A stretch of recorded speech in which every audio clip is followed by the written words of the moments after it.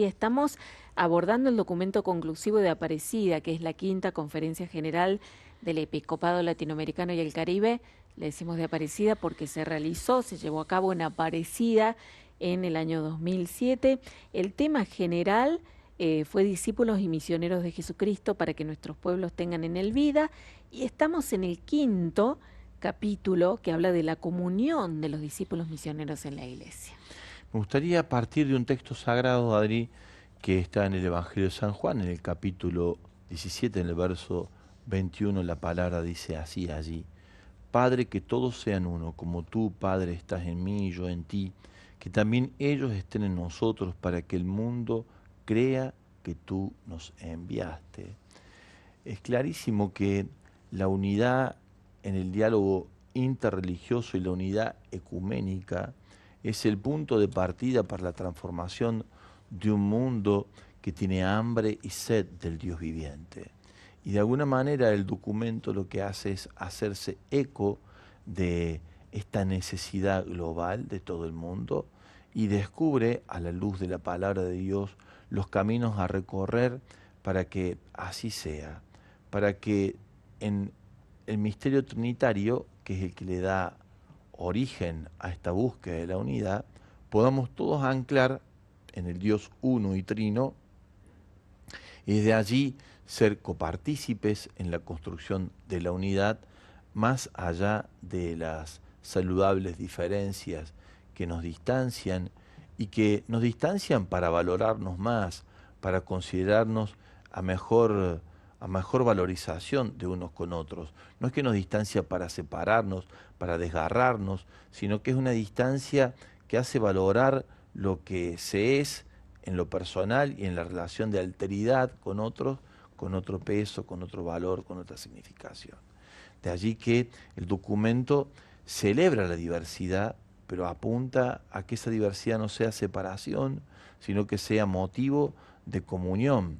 Esta expresión de Francisco, tantas veces citada en este espacio de enseñanza del magisterio, esta condición poliédrica de la convivencia social, donde el centro no está estableciendo el punto de unidad por la equidistancia exacta de cada uno de los puntos en la imagen de una esfera, sino que es la unidad la que marca la diferencia en caras diversas de pertenencia, como lo es la imagen poliédrica, ¿no? Donde son todas caras distintas y sin embargo constituyen una única figura. Creo que allí es donde apunta esto para diferenciarse de otras realidades, como son las consideraciones más globales. El mundo hoy es un pañuelo, decía McLuhan, ¿no? Es el mundo Porque todo da global. lo mismo, ¿no? Claro, exactamente. Porque todo da lo mismo, porque yo siempre digo, tomaste el avión en Buenos Aires, te despertaste en San Pablo y no sabes bien dónde estás y dormiste profundo. Porque son iguales los edificios, porque las carreteras son muy parecidas. Salvo que escuches un poco de portugués, podés despertarte y darte cuenta que estás en un lugar distinto. Hay algo de la homogeneidad del mundo que ha desdibujado las diversidades y ha empobrecido el concepto de humanidad, ¿no? Y me parece que esto que ocurre a nivel social también ocurre a nivel religioso, y la manera de celebrar el hecho de la diversidad es por el camino de la unidad, que nos permite respetarnos, valorarnos, diferenciarnos y a partir de allí permitirnos decirle al mundo que hay un Dios viviente que vela por todos y que espera de nosotros que seamos uno, va a decir Jesús, siguiendo nuestra tradición, como el Padre, Él y el Espíritu en la diversidad. Bien. Padre, ¿te parece que podamos comenzar a desglosar este punto, el punto 5 del capítulo 5, que habla del diálogo ecuménico interreligioso? Sí. Diálogo ecuménico para que el mundo crea, ¿no? A partir de la cita, Padre, que nos traías, dice: la comprensión y la práctica de la eclesiología de comunión nos conduce al diálogo ecuménico. La relación con los hermanos y hermanas bautizados de otras iglesias y comunidades eclesiales es un camino irrenunciable para el discípulo y misionero, pues la falta de unidad representa un escándalo, un pecado y un atraso del cumplimiento del deseo de Cristo, que todos sean uno, lo mismo que lo somos tú y yo, Padre, que también ellos vivan unidos a nosotros para que el mundo crea que tú me has enviado. La cita compartida recién, Ujú, Padre. es tal cual. Y fíjate cómo sigue después el texto en el número 228. El ecumenismo no se justifica por una exigencia simplemente sociológica, es decir, de que todos nos configuremos en un mismo espacio, en un diálogo de respeto o de sana convivencia, sino es evangélica, dice, es trinitaria y es bautismal.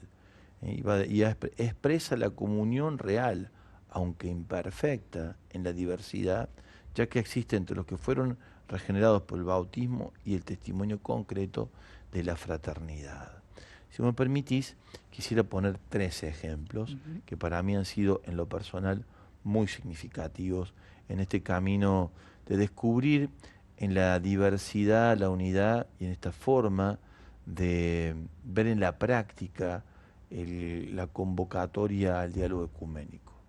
La primera que más me impactó cuando empezábamos la radio justamente, y yo estaba en una búsqueda importante de hacia dónde conducir y cómo llevar adelante el servicio que se nos confía, me encontré con el movimiento de los focolares y con su fundadora, Chiara Lubich, ¿no? Bueno, ella justamente recibe en el tiempo de la guerra, de la Segunda Guerra Mundial, en su ciudad, en Trento, una ciudad universitaria, una ciudad emblemática, porque allí justamente en Trento se celebró el concilio que ayudó muchísimo a la organicidad de la iglesia en lo territorial, en otros aspectos como el seminario y otros aspectos muy importantes, finales del siglo XV, principio del siglo XVI. En esa localidad de Trento, en la Segunda Guerra Mundial, vuelan todos los edificios, las universidades. Ella, Chiara Lubich, con un grupo de amigas, se refugian en un refugio y empiezan, mientras ocurren los bombardeos, a orar. Y reciben esta palabra que acabamos de compartir recién, ¿no? Padre, que sean uno para que el mundo crea. Y Chiara Lubich, en sus escritos espirituales, dice, esta palabra nos significó mucho para nosotros, ¿no? Es el punto de partida del movimiento de la unidad, que llamamos el movimiento de los focolares. Ellos hacen de la unidad y de la espiritualidad de la comunión, como decía el texto, el gran motivo de su identidad. Es lo que le da rasgos identitarios. Pero quiero decir algo respecto de esto para ir después con otros 2 ejemplos. Respecto de esto, para mí, lo más significativo es lo que ella cuenta de quién es el constructor de la unidad. Iba a decir, es Cristo abandonado, es Jesús abandonado, ¿no? Y es Jesús abandonado en la cruz. Elí, Elí, lema sabactani. Dios mío, ¿por qué me has abandonado? La misma experiencia, la otra gran mujer, además de Chiara Lubich del siglo XX, Madre Teresa de Calcuta, dice que la experiencia de las monjas de Calcuta, de las hermanas de la caridad, la experiencia fundante de ellas, el Cristo abandonado, ¿no? El mismo grito, el grito de Jesús. Por eso en cada casa de ellas hay una frase que dice, tengo sed. Es el Jesús abandonado, que se lo encuentra roto en la unidad, en el caso del carisma de las focolares, roto en su condición vulnerable en el caso de los pobres, pero es el mismo Jesús, digamos, ¿no? El mismo cuerpo de Cristo llagado, roto por la falta de unidad de la humanidad, y el otro Jesús concretamente roto en la falta de vida digna por parte de los hermanos más pobres. Las otras 2 experiencias que a mí me marcaron también respecto de esto son 2 experiencias prácticas de unidad. Uno es la comunidad Taizé, el hermano Roger, que es un hermano evangélico, junto con otros hermanos también, en la posguerra de la Segunda Guerra Mundial, fundan esta comunidad entre católicos, monjes y hermanos evangélicos, y hacen de ese espacio el lugar, que va a decir San Juan Pablo II cuando lo visita, de mayor renovación espiritual de la Iglesia europea y del mundo, decía, ¿no? Hay que calcular que ahí van más o menos 700.000 jóvenes todos los años a hacer la experiencia del encuentro, de la unidad con Cristo Pascua, igualmente decimos, ¿no? La Pascua de Jesús. Es en torno a la Pascua que ellos hacen la experiencia interior de vivir la gracia de del ecumenismo entre ellos, ¿no? Al final, el hermano Roger, por autorización de San Juan Pablo II, puede comulgar, o sea, recibe la Eucaristía, siendo él evangélico. Pero el gran amor del hermano Roger, que él decía siempre, es el gran legado que nosotros no tenemos, los evangélicos, que es el pan eucarístico de Jesús sacramentado. Y la tercera experiencia, más cerca de nosotros, que también yo a Taizé no pude ir, sí hay miembros de la comunidad pudieron ir de aquí, de los jóvenes. La tercera experiencia, para mí en este sentido, fue muy rica, la de Alfa. Es todo un proceso de evangelización ecuménica. Lo interesante y la diferencia con Chiara Lubick, aunque ella también hace una experiencia de evangelización ecuménica, es que el hermano Roger y Alfa desarrollan una actividad en conjunto, tienen en sí misma la identidad ecuménica. Alfa es una comunidad entre luteranos y católicos que llevan adelante la tarea de el anuncio a través del diálogo en la mesa compartida, con una serie de preguntas que ponen en contacto a las personas con la esencia de sus grandes preguntas existenciales, ¿no? Y ahí surge en el diálogo el anuncio, el querigma, que lo compartimos. La música es muy importante en Alfa y el diseño que hacen de todo el proceso de evangelización en el diálogo, algo de esto dijimos también la semana pasada, también es muy significativo, ¿no? Me parece que ya no solamente hablamos en documentos de ecumenismo, hablamos de experiencias ecuménicas. Y esto me parece que es muy, muy importante para que sigamos buscando caminos a través de los cuales hacer cosas juntos. Para mí, uno de esos caminos, nosotros lo ejercitamos de hecho aquí, es el arte y la música, ¿no? Mucha de nuestra música es música que no es católica, que es evangélica. Valoramos la música no de cuál es su origen de pertenencia, a qué club pertenecen, por así decirlo, ¿no? Sino cuál es el nivel de unción que tiene, cuál es su riqueza bíblica que tiene, cuál es la profesionalización que hacen de la música, cuánto se invierte en el desarrollo de la misma. Y eso hace que la puesta en escena, por así decirlo, que la alabanza, la acción de gracias, los cantos, tengan, no importa de dónde vengan, lo importante que tengan. Eso que se percibe cuando uno trabaja todos los días con esto y puede hacer la diferenciación, es como un gourmet, ¿no? Claro. No hace falta que vos le digas qué le pusiste, sino pasa, prueba y dice, está bueno. Claro. Entonces, aquí pasa lo mismo, a nosotros nos pasa algo parecido, ¿no? Es decir, le sentimos el gusto por estar todos los días trabajando con esto y nos damos cuenta, independientemente cuál sea su origen, cuál es lo que verdaderamente viene a hacer la gente, cuál es el mejor plato, y lo celebramos. Padre, ¿y dónde es que se presentan mayores dificultades? Porque yo me quedé sorprendida con la expresión que la falta de unidad es un escándalo y un pecado, ¿no?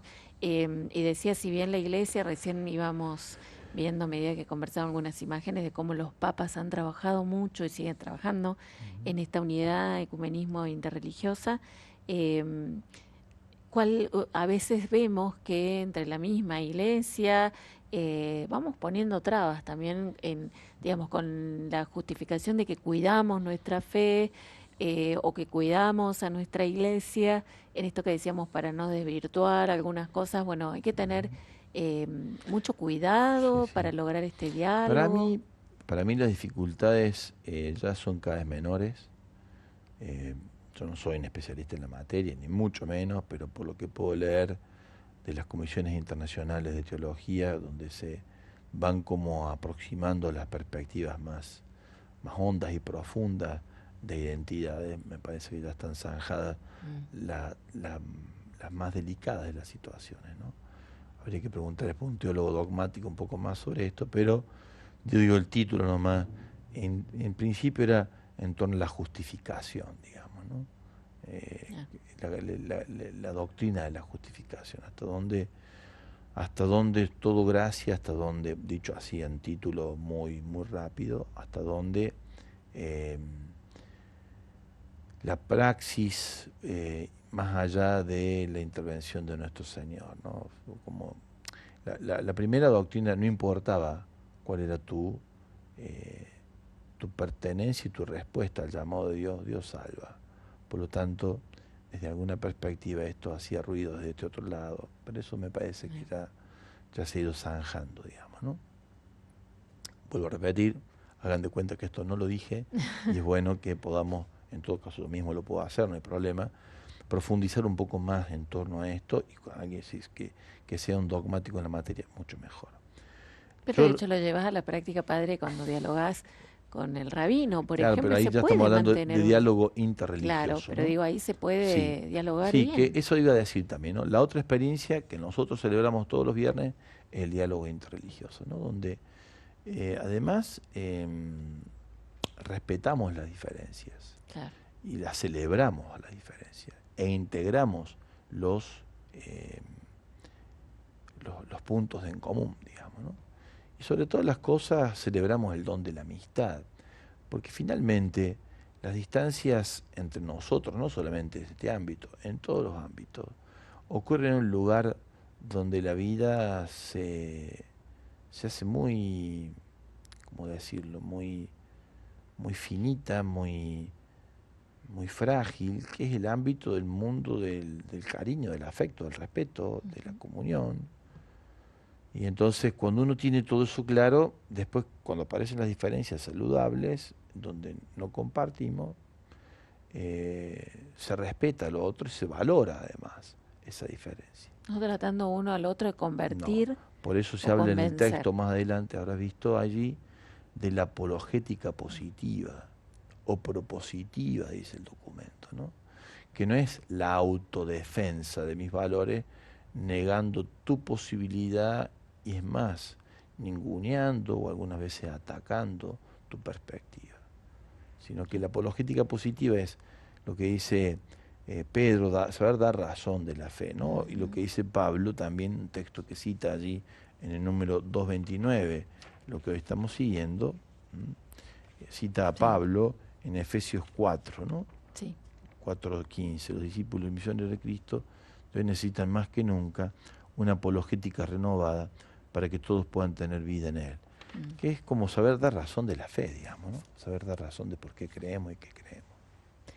Ya vamos a seguir avanzando en estos puntos tan interesantes, padre, sobre este tema. Podemos dar la posibilidad a quienes deseen contactarse con nosotros, enviar algún mensaje, ¿por qué no alguna pregunta? Al 3518-171-593.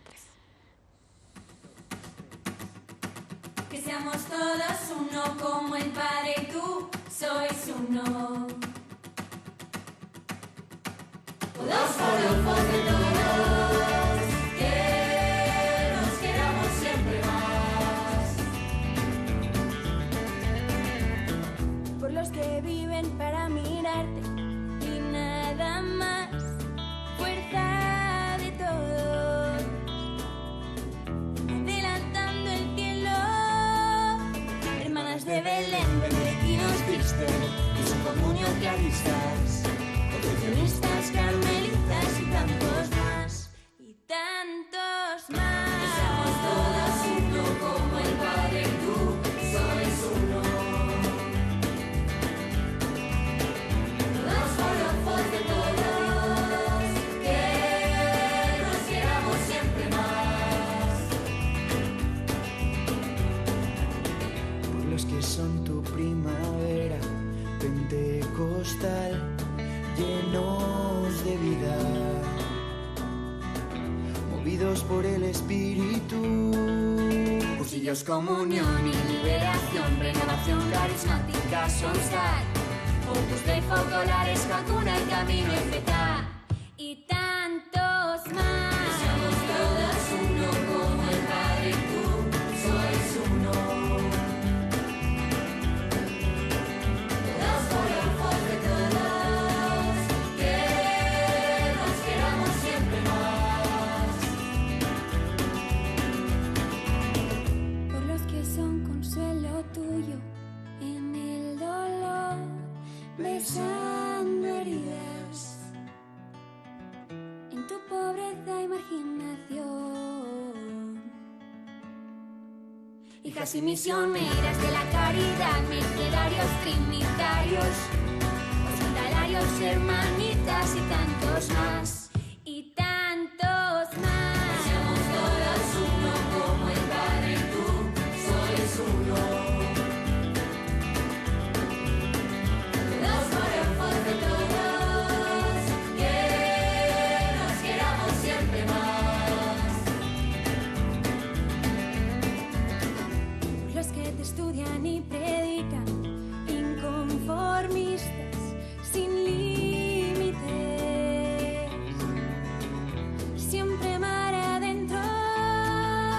Maristas, salesianos, escolapios, agustinos, franciscanos, legionarios, jesuitas, dominicos y tantos más. Y tantos más. Seamos todos uno como el Padre y tú sois uno. Todos por el favor de todos, que nos queramos siempre más. Por los que sostienen tu familia, día a día, siervos de todos. Sacerdotes diocesanos, parroquias, seminaristas, misioneros. Budismos junto a Pedro, el Papa, que seamos todos uno como el Padre y tú sois uno. Somos por el favor de todos, que nos queramos siempre más. Qué linda música estamos compartiendo y estamos en este espacio de enseñanzas desde el Magisterio de la Iglesia con el documento de Aparecida en el capítulo 5.5, que a su vez tiene varios apartados hablando del ecumenismo y el diálogo interreligioso. Bueno, un par de mensajitos que han llegado mientras escuchábamos la canción, gracias a Paola. Dice, es difícil vivir la diversidad, a veces sin el juzgamiento de las personas, hablando de la diversidad de credos. Dice, y siempre defiendo mi fe, dice Paola. Sí, bueno, pasa que el punto es entender la espiritualidad de comunión, Paola, y cómo a partir de allí, lejos de juzgar, buscar lo que más nos une que lo que nos distancia, ¿no? Es decir, uno no defiende su fe, digamos así, voluntaristamente, sino con razones suficientes, y esas crecen cuando confronta con otros, ¿no? Cuando confronta con otros es como que se profundiza mejor las razones por las que yo creo. Si nos encerramos en nosotros mismos, repetimos lo que creemos y por miedo además que alguien nos pueda cambiar la idea o la fe que profesamos, y lo que hacemos es no explayarnos en todo el potencial que esconde nuestro acto creyente. Y pensaba, padre, antes de leer el próximo mensaje, que a veces si nos cuesta expresar nuestra fe o no conocemos el otro credo, al menos el respeto, ¿no? Que no, eso no perderlo nunca. A lo mejor no podemos llegar a un diálogo, pero nunca que esa confrontación sea violenta, como decías vos, con el ninguneo o tratar mal. La agresividad. Claro, por supuesto, que existe a veces. Bueno, gracias también a un hermano que se ha comunicado, Silvia. Dice, el padre menciona el grupo Alfa dentro del ecumenismo. ¿Pertenece a la Iglesia Católica Romana? ¿Es ecuménico católico o luterano? Es católico luterano. Luterano católico, depende de donde mire. Bien, pero digamos... Para que sepan, por ejemplo, hasta no hace mucho tiempo, no sé ahora, los dos representantes que el Vaticano definió para que representaran a la Iglesia allí, de mayor rango, entre comillas, dos cardenales, el cardenal Cantalamessa y el cardenal Tagle. Son dos que han estado involucrados ahí en Alfa. Muy bien. Bueno, continuamos con este espacio y seguimos avanzando en el apartado 230, padre, ¿te parece? Sí. Lo vamos a leer. Dice, a veces olvidamos que la unidad es ante todo un don del Espíritu Santo y oramos poco por esta intención. Esta conversión del corazón y esta santidad de vida, juntamente con las oraciones privadas y públicas por la unidad de los cristianos, han de considerarse como el alma de todo el movimiento ecuménico y con razón puede llamarse ecumenismo espiritual. En primer lugar, donde aconteció esto es en Pentecostés, ¿no? El Papa Francisco cuando inaugura el 4 de octubre del año pasado la sesión del Sínodo de la Sinodalidad, dijo que usó una imagen que a mí me sorprendió, porque habló de la diversidad de los que estaban fuera, ¿no? Venido de todas partes, dijo él. El Espíritu Santo a estos diversos los puso en sintonía con el don de la glosolalia, que es que yo hablo en idioma, yo hablo en español, pero vos me entendés en griego. Y así es el texto, ¿no? Es el fenómeno de Pentecostés. Otros dicen que lo que fue, que todos se entendían porque era la caridad, pero técnicamente hablando, el otro día conversando con un sacerdote me lo recordaba, se da este fenómeno, ¿no? ¿Es lo que se llama don de lenguas? No, ¿O es otra cosa? Es otra cosa. Es que yo hablo, dicen que el Padre Pío tenía esto, que vos te confesabas en alemán y él, que no sabía alemán, entendía lo que vos le decías. Claro. Se llama glosolalia, eso. Es como, sí, eso que dice el texto. ¿Qué pasa? Cada uno lo escuchaba en su propio idioma. Claro. Cada uno lo escuchaba en su propio idioma. Entonces, el fenómeno es un fenómeno del espíritu, el fenómeno de la comunión, de que nos entendamos. Por eso el texto insiste. El Papa hacía referencia a esto, ¿no? Él decía allí, lo sorprendente es que todos hablando distintos idiomas entendían un mismo lenguaje, el lenguaje de la caridad, dijo él allí, no hizo referencia a este otro fenómeno, y que fue lo que permitió que ahí ocurriera por primera vez este fenómeno maravilloso de profunda unidad en la diversidad, ¿no? Y ahora el texto nos dice, hay que orar más por esto, o sea, ¿de dónde se resuelve esto? Por el camino de la oración en el Espíritu, orar en el Espíritu Santo, de eso se trata. Padre, cuando oramos por la unidad, justamente entendemos de qué se trata. ¿Podemos orar por la conversión de los hermanos de otros credos? Primero por la nuestra. Sí, muy bien. No, porque a veces entendemos nosotros que los otros están en el error. En realidad, la pregunta no es quién está en la verdad y quién está en el error, sino cómo podemos caminar juntos desde las propias convicciones para que yo en mi creer sea lo más plenamente posible lo que estoy llamado a ser y mi hermano también sea el que está llamado a ser. Yo pongo siempre el ejemplo en el diálogo interreligioso que se supo a poco tiempo de morir San Juan Pablo II. Si te acordás aquella historia, cuando es la Segunda Guerra Mundial, ya él era sacerdote, una mujer de la parroquia, cuentan de que un niño ha quedado solo, huérfano, y que no tienen a quién, y entonces lo recibe esta persona en la parroquia. Entonces, dice, Padre Carlos, lo bauticemos. Dijo, no, sus padres, respetemos la fe de su origen. Sus padres eran hebreos.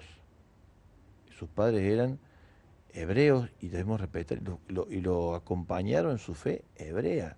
No buscaron cambiarle la fe. Claro. Es más, lo acompañaron por respeto a su estado de origen.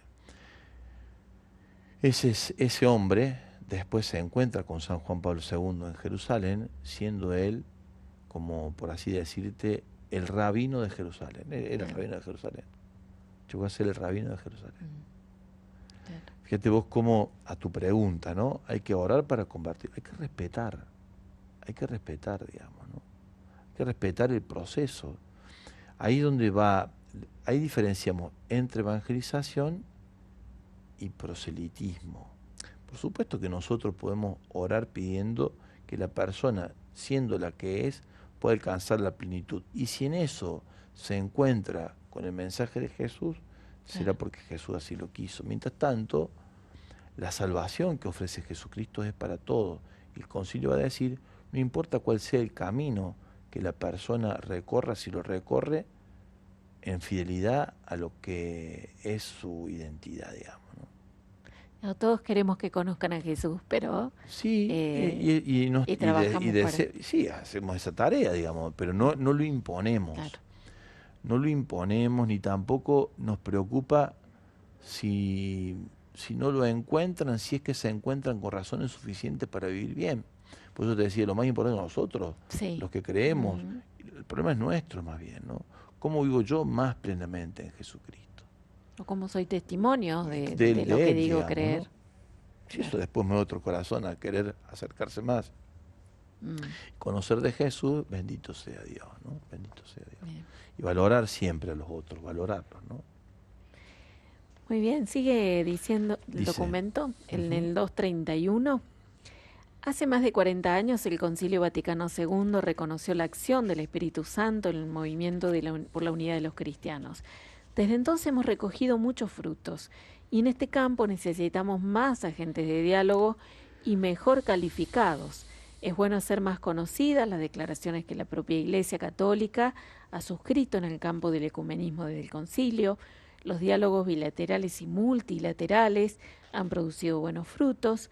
También es oportuno estudiar el directorio ecuménico, sus indicaciones respecto a la catequesis, la liturgia, la formación presbiteral y la pastoral. La movilidad humana, característica del mundo de hoy, puede ser ocasión propicia de diálogo ecuménico de la vida. Claro que sí.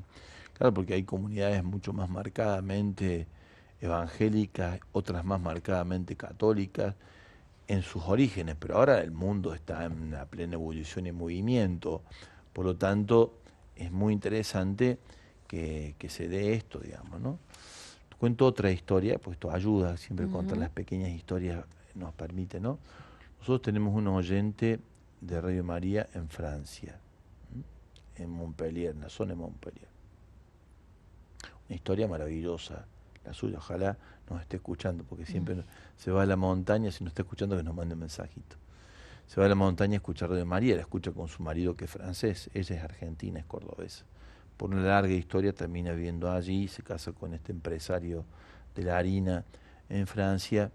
Su primer matrimonio, una historia muy dura, muy dolorosa, está en Canadá. Tienen hijos en Canadá, un hijo, su hijo es diplomático alemán, siendo argentino, de origen argentino, pero canadiense. Una cosa rara, porque hoy es un diplomático, en pocos años él hizo su estudio en la diplomacia y está dentro de la embajada alemana en el mundo. Y sus hijas, las hijas de este hombre, del hijo de mi amiga, de nuestra amiga, se casa con una alemana. La alemana es evangélica, es luterana. Y las chicas son bautizadas en la iglesia. No las bautizan, es así. Entonces, cuando se encuentran con su abuela, el testimonio de fe de su abuela, a ellas les despierta el deseo de tener la fe de la abuela. La fe católica. La fe católica. Pero tienen mucha vivencia de la vida luterana. Y ahí te das cuenta vos cómo esto que decía recién, la movilidad, este argentino que se encuentra con esta alemana después de una historia muy compleja, hace que se produzca. Y de hecho ellas son católicas, bautizan en la iglesia católica, pero participan también de la vida de la iglesia luterana. Claro. Esto se da hoy en el mundo, esto es así, digamos. Por lo tanto, la pregunta era, ¿no es cierto?, ¿y cómo se resuelve esto? Se va resolviendo en el camino, se va resolviendo en experiencias que vamos haciendo. Tiene que haber un marco de referencia teológico, pastoral importante, y el documento hace mención a eso. Tenemos que conocer más el directorio ecuménico, tenemos que conocer más una cosa y otra, tenemos que avanzar en ese conocimiento. Pero en esa historia de reconocimiento y en esta historia es en el camino como se va construyendo la relación ecuménica. Estas dos niñas, estas dos nietas de nuestra amiga, viven de hecho una experiencia ecuménica en su vida. Claro. Y el aprendizaje mutuo, padre, sí, no sé, sí, en muchas familias, claro. La vivencia. En muchas familias hemos tenido la experiencia de tener católicos y evangélicos a la vez y aprender unos de otros, por ejemplo, el amor a la palabra de Dios, el respeto a la palabra de Dios de los hermanos Decía evangélicos. El padre Eugenio Maceo, que estuvo al frente de Radio María en Rusia, él decía: el diálogo ecuménico entre la Iglesia Ortodoxa y la Iglesia Católica es de vida o muerte en Rusia. O sea, vos no podés no tener diálogo entre la Iglesia Católica y la Iglesia Ortodoxa. Al punto tal que la Radio María en Rusia tiene más programas de la Iglesia Ortodoxa rusa que de la Iglesia Católica, porque son mucho más los ortodoxos. Claro. Por lo tanto, ¿qué queremos? Sobre compartir el Evangelio, no llevar a adeptos a nuestra fe, digamos, ¿no? Ahí tenemos otro ejemplo muy interesante. De hecho, mucho de la programación de Radio María Rusia es hecha por la Iglesia Ortodoxa, con toda la problemática que ello trae, que no vamos a entrar ahora a analizar de lo que significa hoy la Iglesia Ortodoxa en el contexto de la guerra, del gobierno ruso. No entremos en ese lío, digamos, ¿no? Pero bueno, ahí vos tenés otro ejemplo donde se da esto, digamos, ¿no? Donde se da.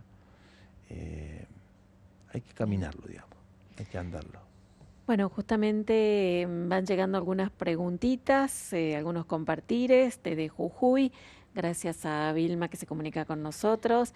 Dice, como siempre, una exquisita enseñanza del padre Javier.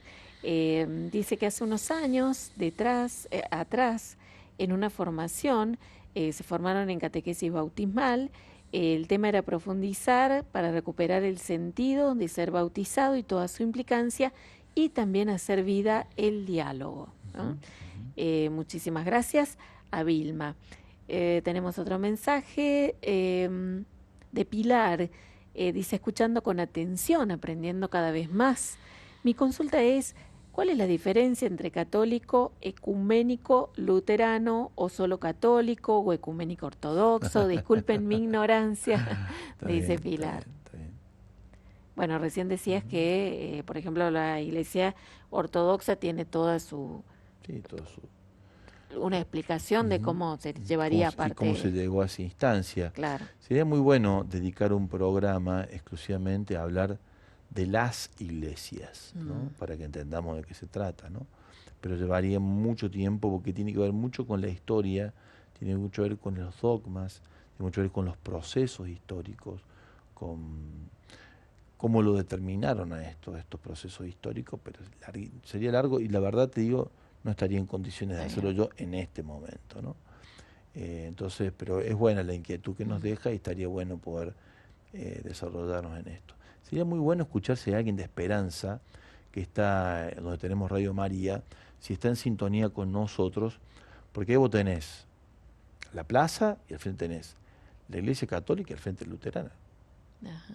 Si vos te acuerdas, cuando nosotros visitamos, hicimos un programa en la catequesis con el pastor luterano. Sí, recuerdo. ¿Te acordás? Sí, sí. Bueno, porque ahí, digamos, el diálogo ecuménico es diario, es todos los días. El pastor y el cura se encuentran todos los días y comparten proyectos pastorales con los feligreses, con su diferencia. Es la misma gente que vive en la misma zona, digamos, ¿no? Cada uno tiene su gente, digamos así, pero al mismo tiempo no es que no se encuentran, además hacen cosas juntos también. Qué Se bueno. hace en el camino el ecumenismo, se aprende en el camino. Qué bueno. Si hubiera alguien de Esperanza que nos cuente Que la nos vivencia, cuente estaría también, bueno. que nos traigan Sí, sí. esta experiencia.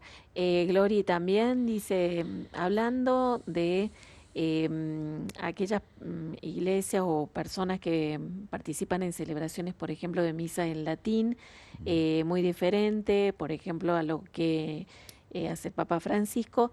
¿Son hermanos que están dentro de la Iglesia Católica? Pregunta Gloria. Es una preguntita un poquito compleja de Gloria, pero bueno, hay todo también un tema allí, ¿no? Posiblemente haga más referencia a los tradicionalismos encarnados en su momento en la comunidad de Pío X por Marcel Lefebvre, ¿no? Bueno, ahí también hay unas idas y vueltas, una búsqueda de no producirse la ruptura. La verdad que no sé en qué estado de situación se encuentra en este momento. En un momento estuvimos más cerca, en otro momento estuvimos más a distancia, pero bueno, en este momento no sabría decir cuál es el estado de situación actual. Bueno, gracias a quienes están enviando mensajitos, bueno, siguen llegando por acá. Gracias, Padre Javier, por este espacio. Nos dice Margarita desde Villa Martelli. En la diversidad se mantiene la unidad, dice. La viví en mi niñez, donde vivía. Luego, cuando acompañé a mis hijos con los padres capuchinos y el espíritu franciscano. De adulta me encuentro en mi comunidad. Dice, Padre, que todos sean uno para que el mundo crea. Dice, siempre sentí en mi corazón el diálogo ecuménico, dice Margarita, desde Villa Martelli. Bueno, un tema que interesa y gusta mucho, Padre. Bueno, ¿te parece que leamos algún otro punto más? Y podemos cerrar hoy esto Bueno. para abrirnos otro. Podemos hacer una pausita o estamos muy sobre la hora para vos, ¿no? Podemos hacer Vamos a una una pausita, pausita. buenísimo. Muy bien. Vamos.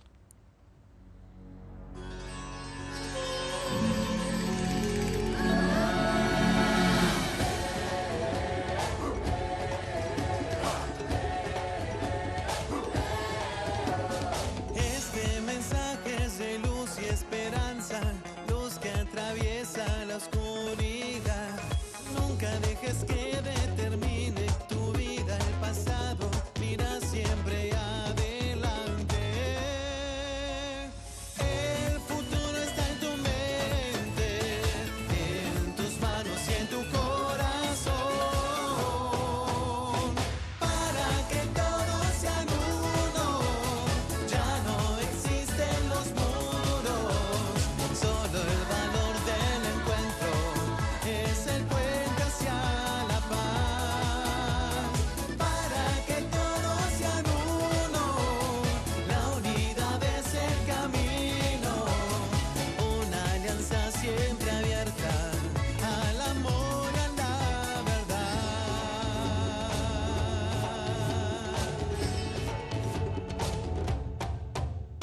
Cuando te encuentres ante el dolor, tienes que hacer lo que el corazón pide, porque los gestos más auténticos son los que solos vienen. El futuro está en tu mente, en tus manos y en tu corazón. Para que todos sean uno, ya no existen los muros, solo el valor del encuentro es el puente hacia la paz. No renuncies a la identidad para vivir en armonía.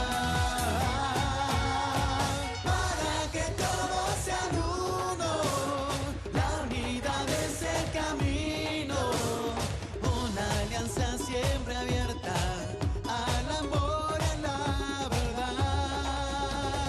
Para que todos sean uno, ya no existen los muros, solo el valor. Hola Radio María, escuchando el programa. Soy Lidia de Ramallo y les cuento que cuando mi marido murió y yo quedé sola con mis 3 hijos, adolescentes ellos, el Señor puso en mi camino, sé que fue obra del Señor porque dio frutos, un hermano evangélico que nos acompañó más o menos 2 años. Yo con mi misa diaria, él se quedaba con mis chicos, yo con mis grupos de oración, él se quedaba con mis chicos. Teníamos charlas sobre nuestra fe, pero jamás él intentó llevarme a su iglesia. Yo sí, lo invitaba y él venía, me acompañaba, nos acompañaba, porque íbamos todos. Y o sea que el Señor nos estaba pidiendo, Luján y Gustavo sean uno, para que el mundo crea, porque él pasó a ser mi amigo del alma, que se llama Gustavo. Gracias, muchas bendiciones. Gracias a Qué vos. lindo testimonio. Muy Muchas lindo. gracias, muchas gracias. Bueno, también Esther se comunicó de Esperanza, Ah, qué padre, bueno. ¿Qué dice ¿no? Esther? Respondiendo a tu llamado. Dice así es, padre, desde Esperanza se comparte entre las dos iglesias enfrentadas, pero con la plaza al medio, ¿no? Enfrentadas en ese sentido. Se celebran en forma conjunta, bueno, celebraciones, actuación de coros, villancicos. Hay mucho respeto entre ambas Así comunidades. es. Y es Qué una comunidad lindo. muy pujante, pero muy pujante. Para mí, en términos civiles, organizacionales, laborales, de dignidad, de construcción, de trabajo, esperanza, y Crespo son un ejemplo. Son ejemplos. Dos lugares donde además vos tenés emprendimientos en poblaciones muy pequeñas que tienen relieve internacional. Y bueno, te das cuenta cómo la fuerza del trabajo, la fuerza de la producción, en medio de un contexto de un país que no es tan fuera de este país, ¿no? Hace posible que las cosas se vivan distintas. Bien. Padre, nos quedan los últimos minutos, si te parece cerramos Sí. con el punto 234, que cierra también los apartados referentes a este tema. Dice, como respuesta generosa a la oración del Señor, que todos sean uno, los papas nos han animado a avanzar pacientemente en el camino de la unidad. Juan Pablo II nos exhorta, en el valiente camino hacia la unidad, la claridad y prudencia de la fe nos llevan a evitar el falso irenismo y el desinterés por las normas de la Iglesia. Inversamente, la misma claridad y la misma prudencia nos recomiendan evitar la tibieza en la búsqueda de la unidad y más aún la posición preconcebida o el derrotismo que tiende a ver todo como negativo. Benedicto XVI abrió su pontificado diciendo, no bastan las manifestaciones de buenos sentimientos, hacen falta gestos concretos que penetren en los espíritus, que sacudan las conciencias, impulsando a cada uno a la conversión interior, que es el fundamento de todo progreso en el camino del ecumenismo. Bueno, muy bien. Y bueno, y Decimos, Francisco, sí, ni Francisco hablar. lo vemos en ese camino. Claro. Pasa que el documento es previo a su pontificado. Claro.